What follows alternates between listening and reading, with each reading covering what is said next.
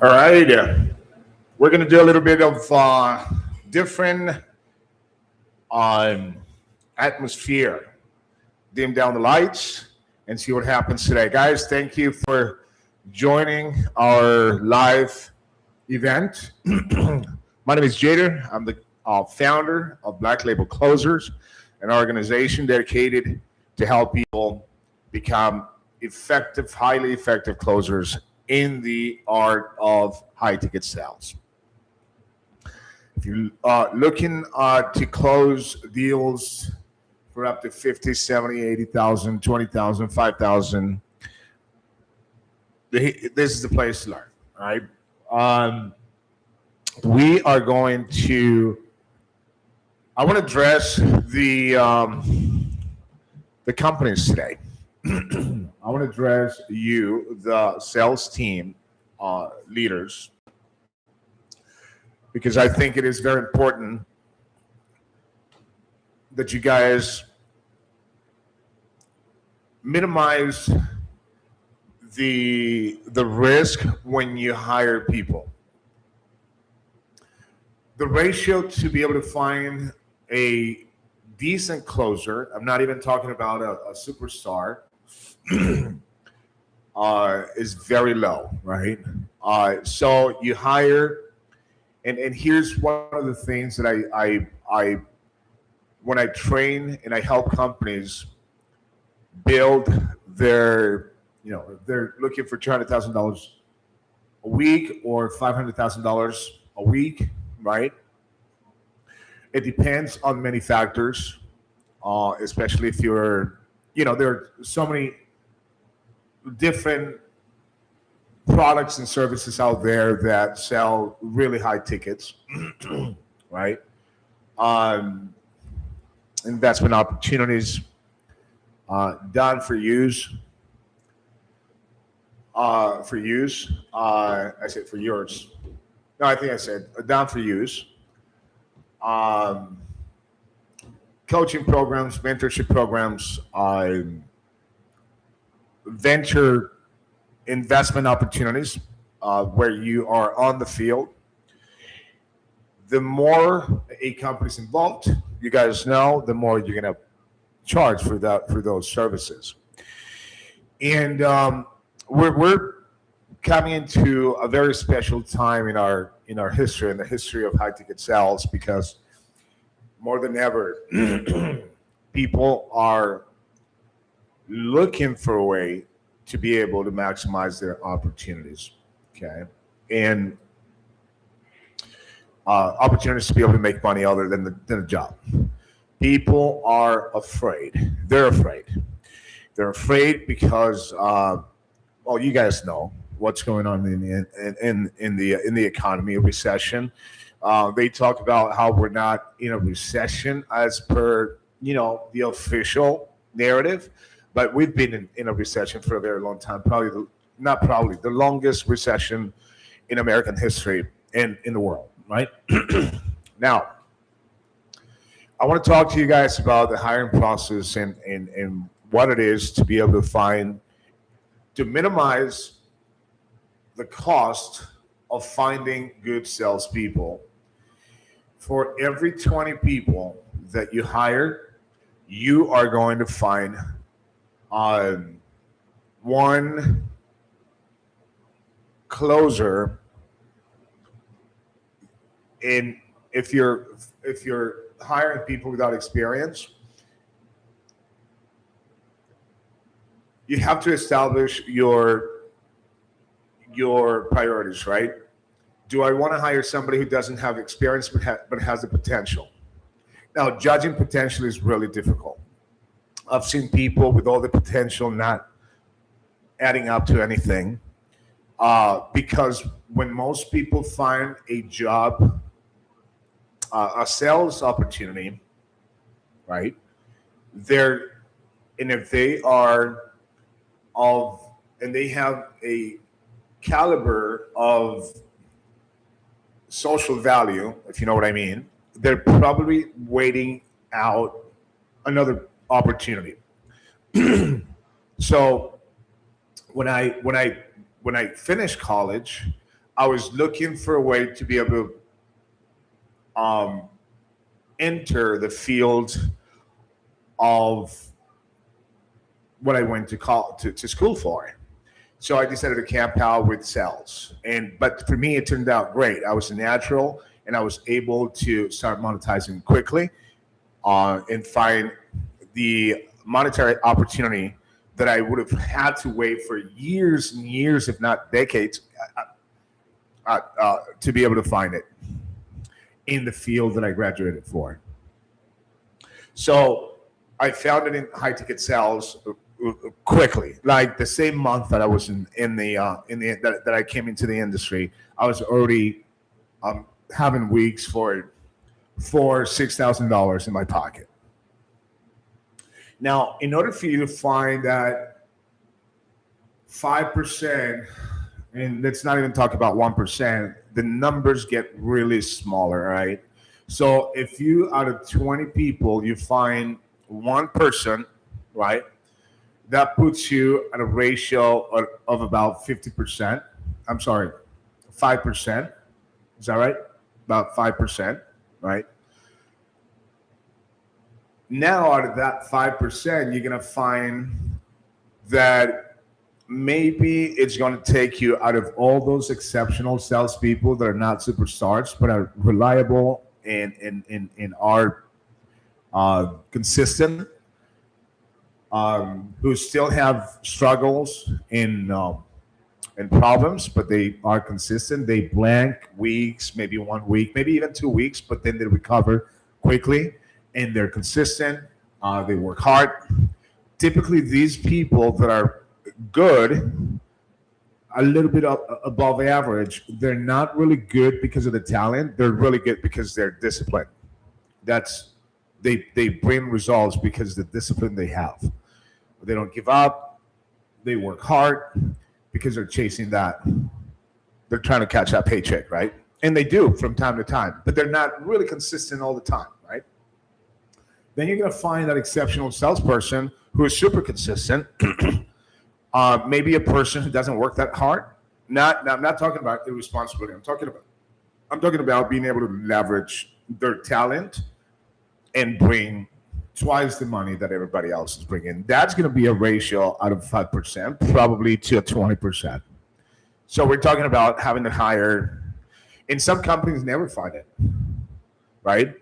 Now, one advice that I give companies, and obviously a lot of people want to make money without, especially if you're selling like an opportunity to invest, and you're telling people not to be afraid to invest, but you yourself, you're being afraid, and you're afraid of investing, and you're afraid of hiring a good size of a group of people that you can sort out who's going to stay, who's going to go, and can bring you sales.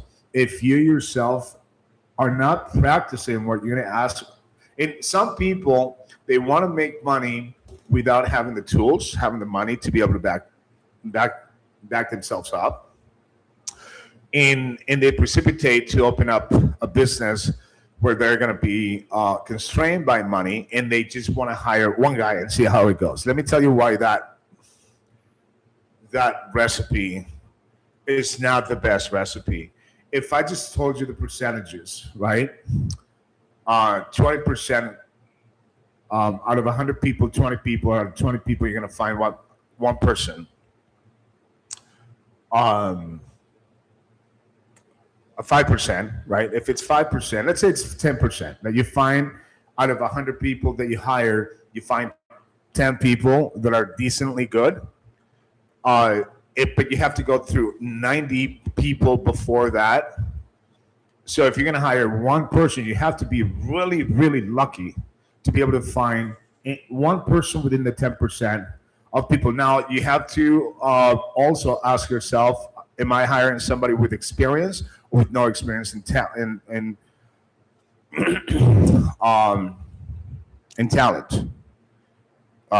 With no experience but potential, right?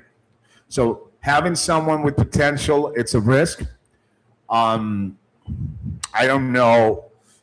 I found a lot of people that I found, when I had a company selling. So I used to be an outsource point for coaches and mentors and high ticket companies to come, and I would sell their ticket, right, with my sales army. And I found a lot of people that had a lot of potential. I love to hire construction workers because at that time, we're talking about 2000, right? At that time, construction was really slow. So construction workers were not making money and they had to find alternatives. And I hired a lot of those guys. Those guys worked their tails off.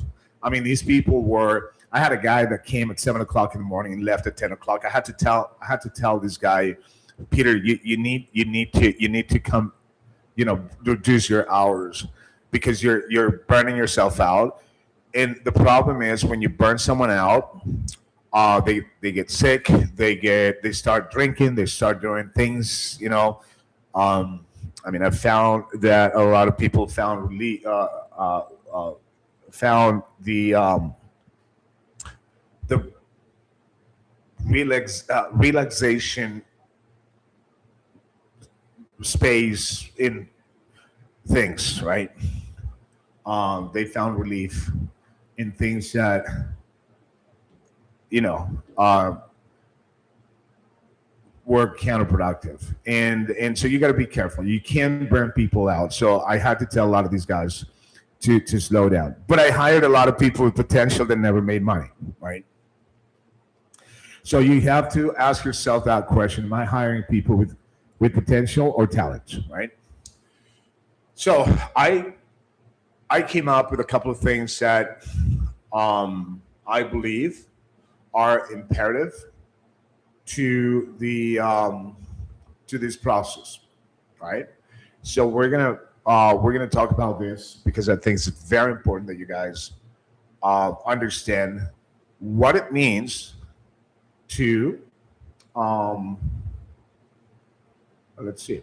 All right, so right here, what it means to hire the right person. So the title of today's live is for the hiring sales teams. All right, so let's talk to you guys now. Please do me a favor. Just reason with what I'm going to talk to you about. Right, just reason with this. Have a little bit of room of flexibility because what happens is, and here's the problem with the sales industry. Everybody is better than the next guy. Everybody knows better. Everybody this, everybody that, and I get it. Salespeople have to have that type of personality in order to be outrageous, in order to be forward and unstoppable. But at the same time, we have to the people that humble themselves and open up, maybe even to something they believe is wrong, and then they analyze why somebody who has experience looks at things from a different perspective.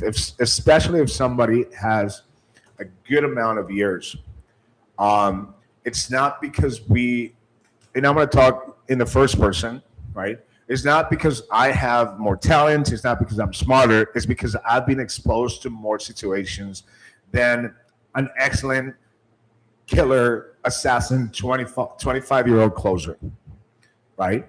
And a lot of young guys that are extremely good. They uh,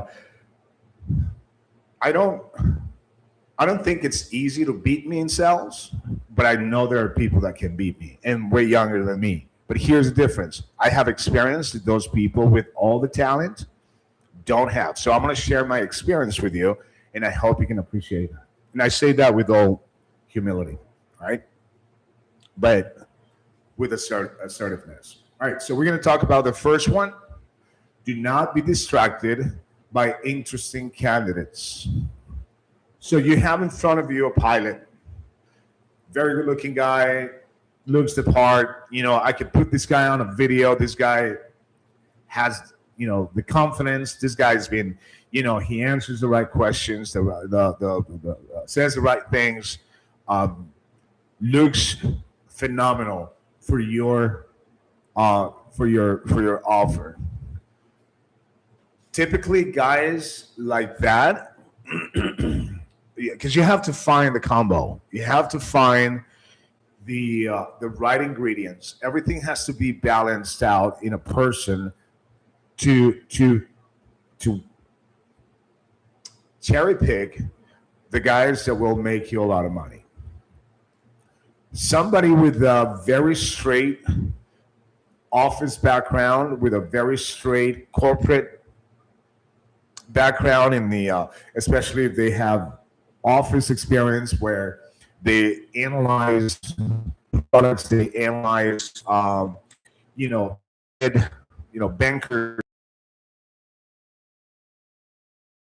To these people, thing is a scam. To these people, if you tell them you have to, these are the enemies of salespeople. Now, I say enemies, I'm not talking about as customers. Obviously not, right? They're probably looking for space where they're gonna take a job. If you pay a base, make that base, and if hoping that they can make a sell. So too much of a clean cut type of guy is you have to look beyond his appearance, right? You got to put him to the test. You got to push him a lot harder. If you really like him, if he's really that confident, and he's not scared about sales, because a lot of these guys will make any excuse for why sales is not. They're looking for the perfect offer, and then there's no perfect offer, right? Because at some point, customers that purchase programs and products, they probably some of them, I hope a lot of these companies, a lot of you guys are doing the right thing by people, and we're not getting people scammed, but I'm almost like yeah, and so yeah, office people have a little bit of a hard time understanding sales. So don't be distracted by interesting people just because they look. You have to find a little bit of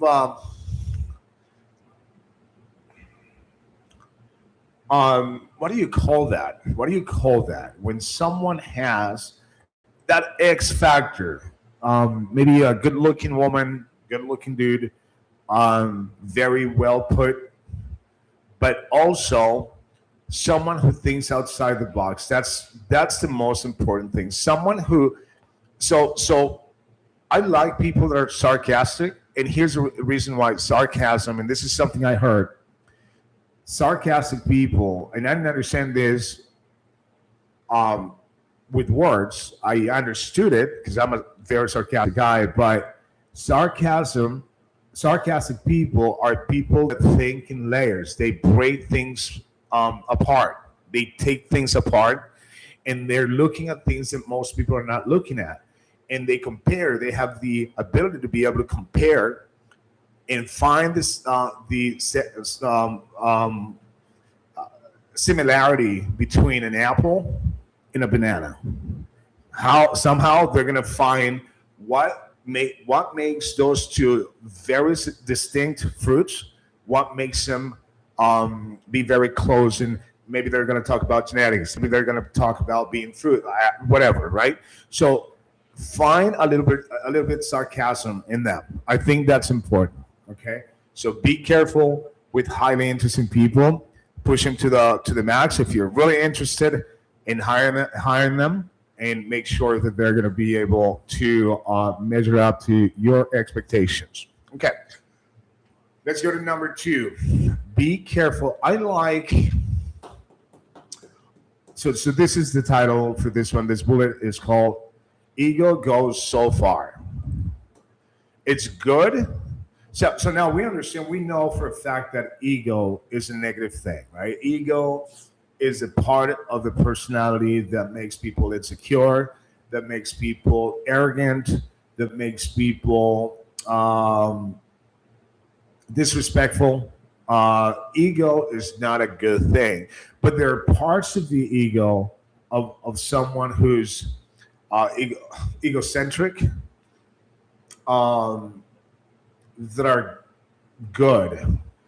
And sometimes these people have high standards for some reason, right? Could be out of insecurity, could be out of whatever. But there are some people that leverage ego. They can't fight it. They can't go against it because those that fight it are the ones that don't know how to handle it, right? Those that do not fight it, right, um, are the ones that make all the mistakes that ego have people make, being offensive, being territorial in the wrong way. But people that work with the ego are people that can bring a lot to the table. So you got to be careful how you are going to manage a conversation, especially if it's the first time that you have this conversation with someone who you perceptively you can tell is extremely egocentric. Now, one of the things that I do is I put him up against the wall with a question about humility and how they handle that. I like that question because it helps me understand if this person is moldable, if this person is, if I can give him criticism, if I can demand things, because a lot of people with big egos, it's really hard to get them to abide, right? So make sure that you are looking, and it all takes off from the fact that you might like someone who's super clean cut. You want to make sure that they have a little bit of dirt in their personality, that they're sarcastic, like I talked about before, or someone who's got a big ego. You want to make sure that they also have humility. Maybe that you can help them clean up and sharpen up their skills. You can help them do that as they perform. So you got to be careful with that. The next one, the third one, is one that I know. So this must have been created in some trainer, in the past 15 years. Some guy who came out, and I think I have an idea who did it, and said, "Oh, this is the way it's got to be done." And then companies bought into this, and now everybody they live and die by mock calls. So the third point is mock calls can be deceiving. Jesus, I couldn't. So here's the problem with mock calls. When you have a mock call and you're expecting things from the salesperson, and this is why people that are square-headed, they don't understand how to look outside the box. And I'm talking about managers that are hiring people. I want this type of person. And because they think so much of themselves, they think that what they want is exactly what the world needs, and they cannot be wrong, right? They don't leave room for other possibilities. A salesperson who answers things way differently than everybody else, trust me, that person, if they're doing it with the right attitude, with the right direction, that is going to be your salesperson. Because let's say you have 20 people in your team, and everybody has this one way to sell your product.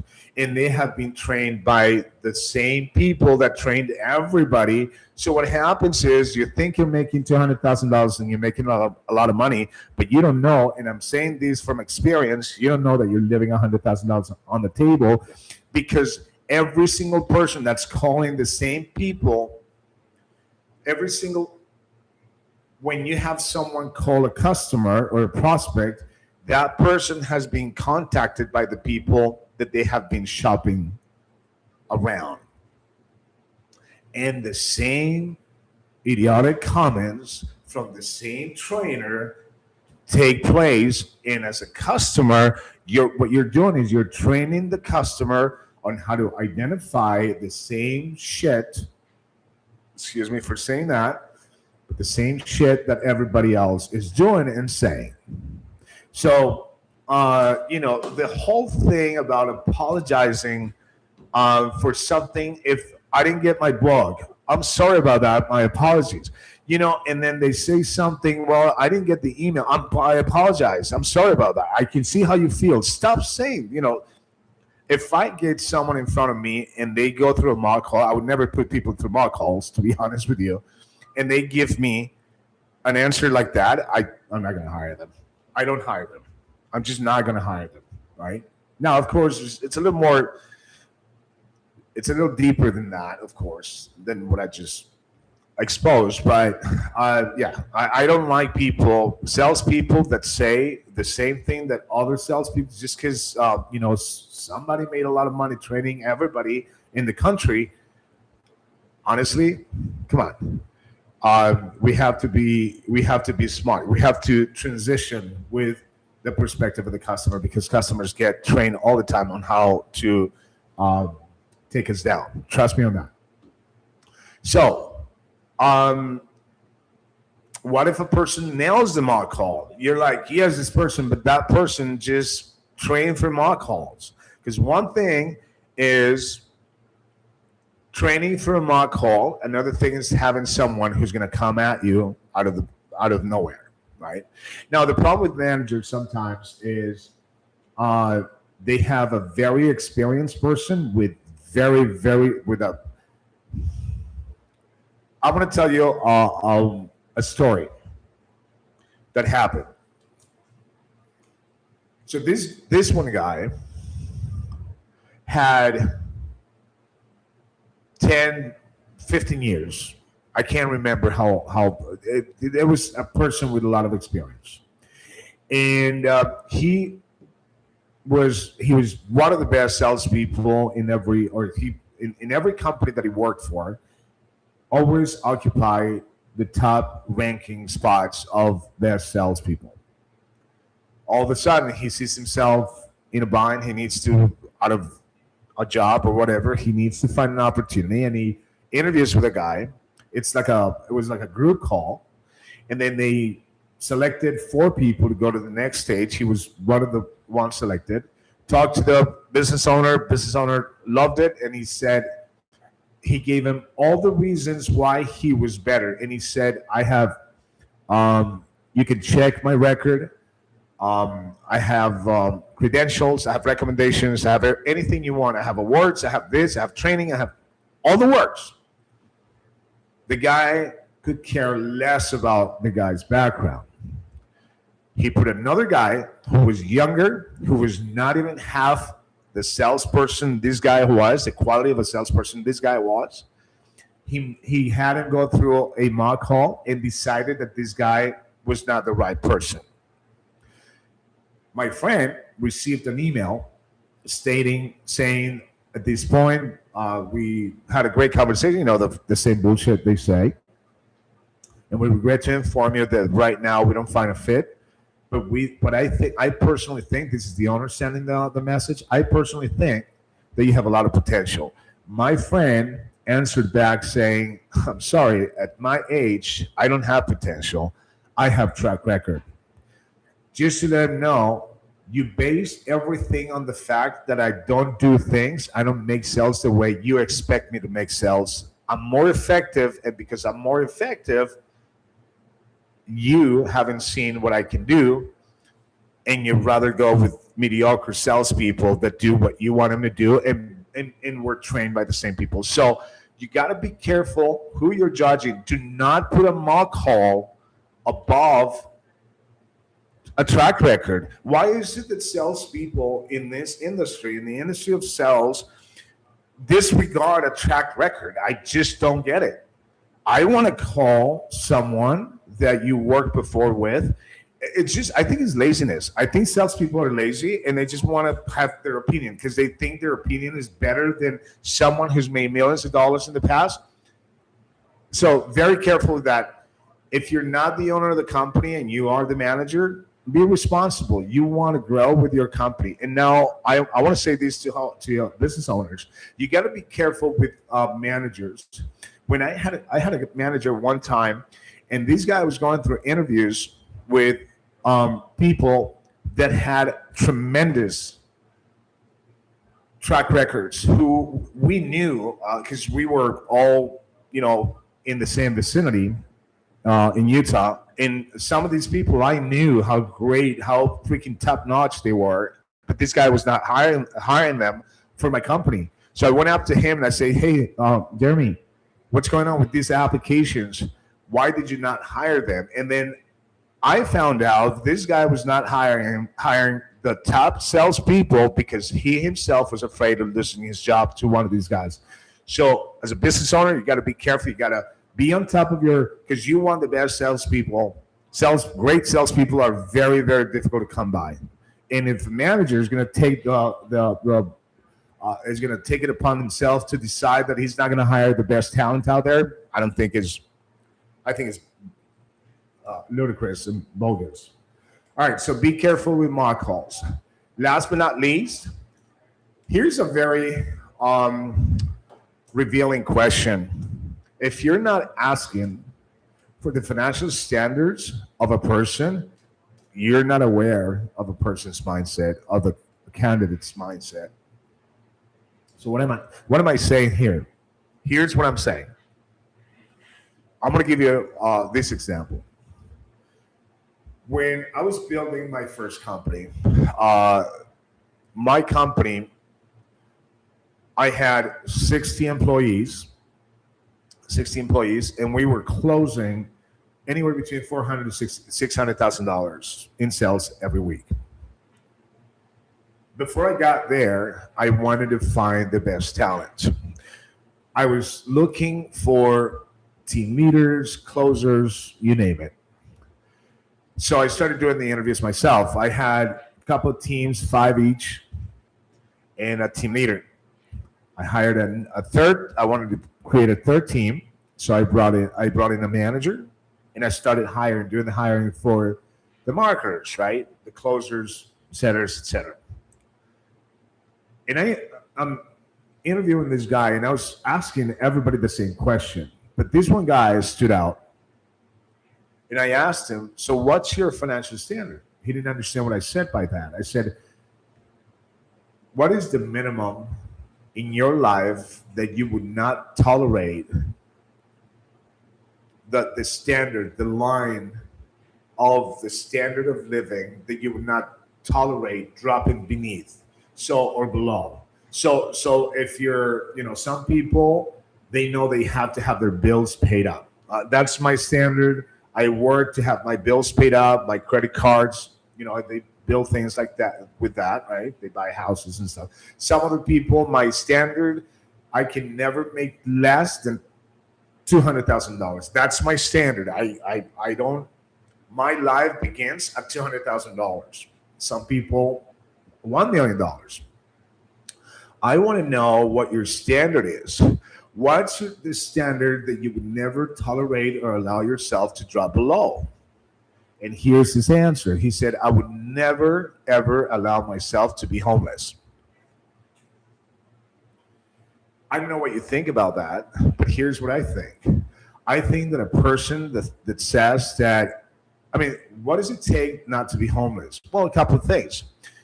So basically, sleeping on the streets. That's what he didn't want. He didn't want to be sleeping on the bench or at the park, under the highway. So it's very simple. You find a job, right, that pays you enough money to pay, I don't know, $20 a night on a couch, a friend. Maybe you couch hop. You go to a friend, from a friend to another friend, and you pay $20 every night. So you're not going to sleep on the street. You go to work. You need a bike. You don't need a car. Right? If you don't want to walk, you get a bike. You can go to the thrifty store, find a bike for $10. Now you got a bike, and you can commute to work. McDonald's, right? Flipping burgers. You make $1,800, $2,200 a month. You can live with that. I don't want a person who's telling me that their only purpose in life is not to sleep on the street. I want a person who tells me my low standards, I would never go below through hardship. I would never, have my car repoed because my car's not paid off or paid up. I want to own $1 million home. I want to buy a $200,000 car. I want to be able to whatever, right? Goals that are important. That's important. I mean, if are not asking this question, then you're not an effective manager. If you're not diving, it's not sales cannot be structured like you're hiring an IT guy. We're not engineers. We're salespeople. You have to go out of the box and you need to get into the person's perception and mindset if you want to select and be able to cherry pick the best of the best, even the people without the talent, without the experience in sales, but with the potential. I hope it makes sense to you guys, all right? And I hope ego can be a little bit contained in this industry because a lot of people have a lot of ego, including myself. Sometimes I've been, big on it, but I'd like to think that I catch myself sooner than later and I'm able to, help and be helped, to be honest. All right, guys. Uh, I think, I think that, let me see. Let me look at this. All right. Um, Perfect. Hope you like the lighting. I'll make a decision, leave it like that, or just put the big light on top, or whatever. My name is Jader. I am the founder of Black Label Closers, an organization dedicated to help people become highly effective in the art of high ticket sales. You can come every Tuesday and Thursday at 7 p.m. Eastern Standard Time and spend 30 minutes with me, learn, ask questions. You can go to www.blacklabel-closers.com and you can look at the different products that we have there, different opportunities that we have there. And Facebook, Instagram, you can go to TikTok as well. Black Label Closers is here to help you. And I'm not going to stop doing these lives. This is really something I enjoy doing. Sometimes I have a lot of people. Sometimes I don't have a lot of people. But we'll grow someday and make it happen, right? Great, guys. Go through all the videos, all the make comments, ask questions, subscribe, right? That's important. And go through all the videos that I have, all the lives that I have posted on this channel, YouTube, and you can learn a ton. I really give a lot of good advice there, all right? All right, guys. I'll see you next Thursday at 7 p.m.